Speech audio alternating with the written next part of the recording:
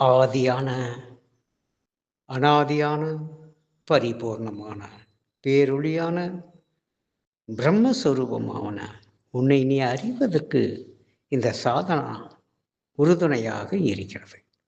எளிய முறையான இந்த பயிற்சிகள் உமக்கு எவ்வித துன்பத்தையும் தராத இவ்வித பயிற்சிகளை நீ ஏன் கைக்கொள்ள மறுக்கிறாய்?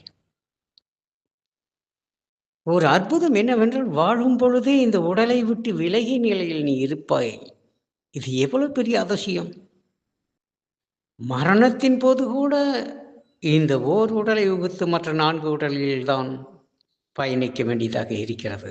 ஆனால் தேகம் சவம் ஆகும் முன் ஏகம் சிவமாகும் யோக திருப்பாயடி ஞான ரத்தினம் மோகம் உனக்கேனடி. நம் குருநாதர் பாடல்.